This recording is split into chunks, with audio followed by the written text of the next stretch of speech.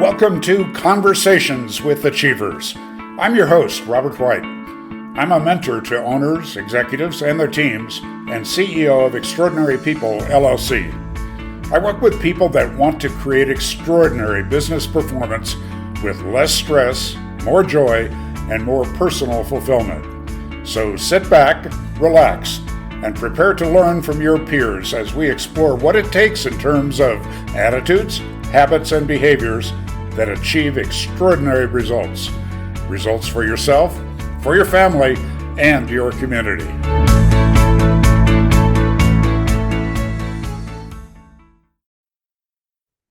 Hello, Robert White here, and welcome to Conversations with Achievers.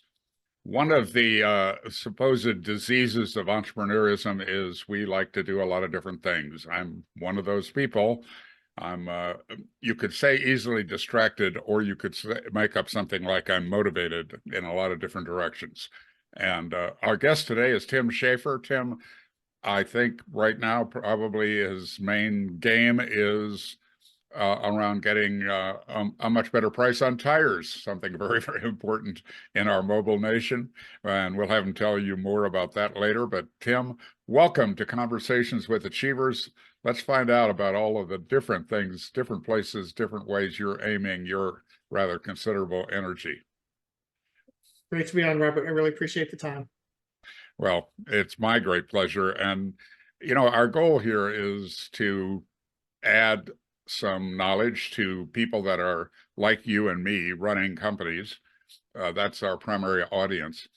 It's a time of chaos, and I was reminded this week that every year I choose a word that I kind of pay more attention to or have greater awareness around. And my word this year is resilience. And the resilience is aimed at dealing with the chaos that I see around me and also in my own organization and in my own work and in my own personal life. Resilience just felt right for me for the year. How about you? What are you focused on? Well, resilience is a good way of putting one thing. And you know, as far as SearchTires.com goes, we've had to be resilient. We spun up an earlier model of this to come out in like 2012, 2013, and basically the way that we had positioned it in the niche then, it basically failed. And I don't like to use that word lightly, but it's because I believe as an entrepreneur, there's no failures. It's just you learned a way not to do it. So we've had to be resilient over the years. We built up other marketing companies, and then we revisited it because we knew it was a good idea. It was a little early for it. And, you know, sometimes it just doesn't line up in the cards for launching a business. I know it to entrepreneurs, they'll kind of get it. We don't like to admit it, but sometimes there's always the right time, right place to launch stuff. And that was definitely not it. So we had to learn, take our lumps and move on, do something else. And then we revisited it. And this has been a huge success once we've come back and learned different ways of approaching it. You know, that's an attitude that'll take you a long way in my experience. I find myself resisting a bit to all of the whatever the new jargon of the day is, you know, that like everybody's talking about it and somebody writes a book and somebody else does a video and, you know, stuff like that. But one word that I think has become really part of our entrepreneurial lexicon is pivot. You know, that ability, first of all, with an attitude that, hey, okay, that didn't work. Let's try something different. But more than that, a pivot in marketing strategy or a pivot in product selection, you know, what you're really emphasizing, all that stuff. It's really been a time for pivots. Sounds like you had a big one. Yes, we've learned our lessons. I mean, I think as an entrepreneur, I think most people that listen to your show will know that we really have to have pretty thick skin because we're going to get beat up a little bit. And not saying it's a bad thing. I've always said you got to be open to instruction, and if you can't take constructive criticism, then you're probably not in the right field. When we initially started up, I wanted to try to please two things: consumers and the retailers. I wanted to get people back in the brick and mortars in their communities, you know. And great idea, great concept. We're doing the same thing now, just in a different way. We're trying to please two, and now we figured out that we're just going to go to the consumers. It's a free product. They use it. They find the best prices. They go get their tires put on. And it's that simple. And saying that is saying this: the byproduct will be the retailers will come to us. We don't have to try to get both at the same time. So that's that. In the beginning, it's funny how you fire things up and you think, oh, it makes sense. It's going to work. People loved it. I mean, everything was great. We were on publications, all kinds of stuff, and it didn't stick. And, it's tough to walk away, like I said, but, when you learn that, you have to stay in that true one lane, take care of the consumers, you take care of the consumers and you have them, then, the byproduct is the other stuff that comes along with it. So. Tim, that's wisdom. That's hard earned wisdom. I would add. You got that right. I in some versions of my bio, it reveals that I've spent 23 years of my life living abroad, and about half of that in Japan. And at one point in my consulting business, I had a partner, a Japanese partner, really wonderful man named Koichi Shimazu. Shimazu was a walking fountain of Asian sayings from Confucius, from Lao Tzu, from famous Japanese samurai generals and people like that. And the one that he used on me most often in trying to rein me in was the man who chases two rabbits catches none. And I've discovered that in marketing, that that kind of a focus that you talked about, of this is our lane and we're in it and we're going to be the best at it, that's where that leads to. That tends to work better than trying a lot of different things. Yeah, it's all, to me, it's all about the product and the product working efficiently. And like I said, everything else is a byproduct. But in what you're saying is the biggest truth there is like, as entrepreneurs, it's tough for us because we see so many things out there when we're out there. That's one of my things, is find your North Star. We've seen so many things that we can make better, and we believe it in our heads, and we probably can do a good job. But when you're younger, you figure this out. When I was younger, I figured it out. I was trying to jump in all these boxes. And I always tell people now that, everyone talks about Elon Musk and he has all these companies and stuff. Yeah, but you know what? He would have never had any of that if he didn't succeed in one first. And it was a big win. But if you don't have the one, then no one's going to instill their trust into you. So if there's any advice I would give to entrepreneurs out there, is stay in your lane, build the best product you can do, and solve a problem that needs to be solved. And if you can do that, or create a product, whatever it is, just concentrate on just that, and don't get thrown off by valuations and these people market share. And I want 1% of the market. You get all in these mumbo jumbo things, and it's like, that's not real. I mean, just keep your head down and keep doing it. And I promise you, if you can do that and you have the patience to do it, because there's, I heard a saying from many entrepreneurs, everybody says, you're an overnight success. And it's like, yeah, I'm a 10-year overnight success because I've been working on it for 10 years, but everyone only sees that last year. And then they're like, oh, wow, you come out of nowhere. And I'm like, I've been doing this for 10 years. So yeah, Tim Shaffer must be a genius because he figured this out. Exactly. That expression from my childhood, somebody, I don't recall who put this into me, but getting slapped upside the head. Yeah. And noticing it and noticing that, hey, that's feedback. The market's telling me something. The customers are telling me something here. That's a difficult one to learn when you're all filled with passion about an idea. And right. I went to a former client and a friend's event last week. He was honored because he built an investment club, not a company. There's no direct profit in it for him, but he built it from 7 members to 750 members. And that group are the biggest single donors to charitable organizations in the state of Colorado, and among other things. But they've made a lot of money. Right. But one of the things that I was noticing was that his previous thing was he built a company called Career Track, which is predates you. You're too young to know about Career Track, but it was the largest seller of one-day seminars in the world, and he sold it in his late 30s for a lot of money. He and a partner split a big check, and he said that one of the things that he learned over time was, when he was running that company, at one point there were all of these best-selling books came out, and he contracted with the author or the publisher or somebody to brand some of his offerings with the names of those books. And when I heard about it, I thought, oh, that's really great. That's exciting. That's going to give you a visibility. And people are going to want to go to a one-day seminar about, in effect, about that book. And about 3 months later, we sat down for one of our regular luncheons.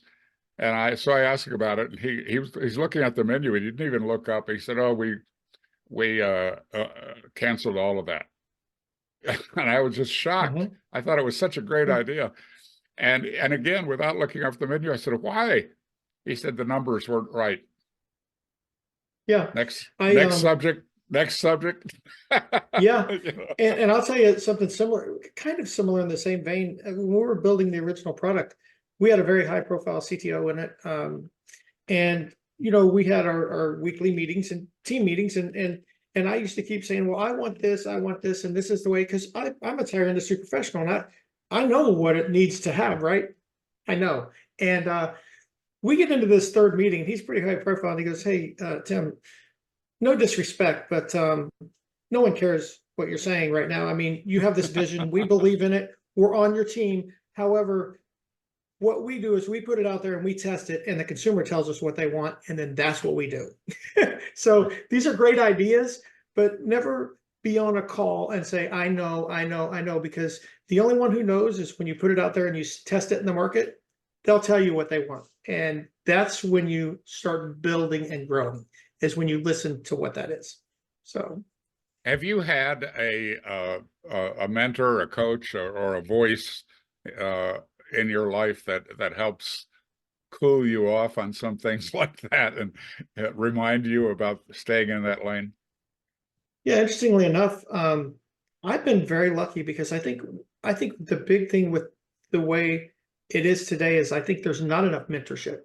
When I was lucky enough, when I was young, when I was like 22, and I'd already had success in a small garage that I built, but I took it from 1,500 square feet to 7,500 square feet, and it was a mammoth. And I was 22, and I had a good exit, but I thought it was a good exit, which it was for what it was. And then but I was fortunate enough to have two really good mentors in my life at that time. And then as it goes on, I probably have 5 mentors that I can bounce stuff off right now. And I always tell people this, and I'm sure people have heard this, but it's always true to me, is I never say I'm the smartest person in the room, and I don't want to be in a room where I'm the smartest person.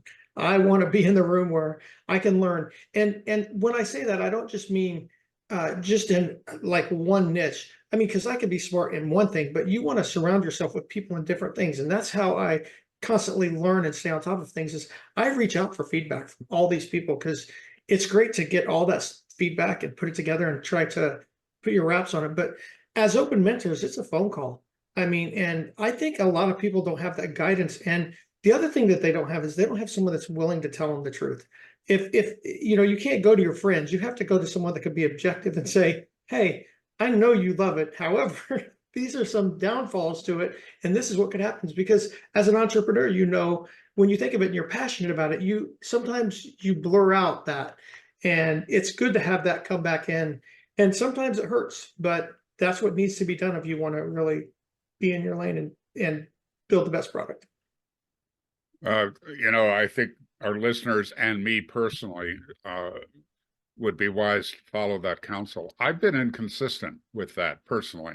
It's some, I made a promise to a friend years ago that we, both of us, promised each other that we would, to the greatest degree possible, live a life of no regrets. Right. That, and make better choices in our lives. And to a large degree, I think I've followed that. And unfortunately, he died, but he did the same the last 10 years of his life. And so I really saw the value in it. One regret that I've had is that I haven't been consistent in terms of mentors. I mean, I'm really pleased that I have a few people around me today that'll call me on my bullshit, and rein me in. It's nice to have that. Yes. Years ago, I spent a month. I was being recruited to be the CEO of a company called EST, They became famous in my field in experiential learning. It's now called Landmark. I think it's the largest company of its type in the world today. But the guy that founded it was trying to get me to be the CEO, and I knew intuitively I should not do it. And but he's a very good salesman, and Right. so so he convinced me to come in and be a consultant for 1 month, and I did that. And one of the things that I learned from him was that he used an expression at several times with people that I didn't understand. So I asked him about it privately. The expression was, "I'm not a guy in a diner." I thought, what does that mean? And he explained that, it's late at night, you've been out drinking, having a good time with the guys, and it's time to go home, but you really need something to settle your stomach. You should eat something. So you go to one of these all-night diners, with the long counter and the stools, and you sit down next to somebody, and that person is an expert on everything. Yep. Talk politics, he knows everything. Talk economics, talk baseball, he's got the sports. He's got the statistics, right? And he's about a mile wide and an inch deep. And this guy, Werner Erhard, his statement was that on many, many, many subjects, he said, "I'm a mile wide and an inch deep, but in certain areas, I actually know, from my life experience." And he said, I'm willing to put that out there with some confidence and follow my own advice, but also to realize that not everybody's an expert in that area, and I am. Yeah. To know when to listen to somebody and when not to. And that's where "I'm not a guy in a diner" came from. And I've thought about that a lot. There's so many things I don't know anything about, and I want to surround myself with people that do know. I'll listen to them in their areas of expertise. Sounds like your CTO back then was one of those people, and willing to confront the boss. Oh yeah. So that's one of the big things with my team now. My team has grown. We just had a big team meeting, and I believe in hiring the best person that is possible for me to get. I want to hire the best people to have them around me. And when we have our calls, it's collaborative. I mean, I have ideas. My job as an entrepreneur, I believe, is to lay out my vision, and their job is to try to deliver the best product we can get for that vision. And so it's very open, and there's some things I'll even today, "Hey, no, we need this, we need to do that." And they're like, "No, I know you want that, but that doesn't work. And if it does, it works like this." And I'm so appreciative to have that on my team, because I want that feedback. I want someone to call me now, because if they build it and it doesn't work and then we have to redo it, then we lost that time. And I'll add one other thing to your story that, I was listening, it profoundly hit me.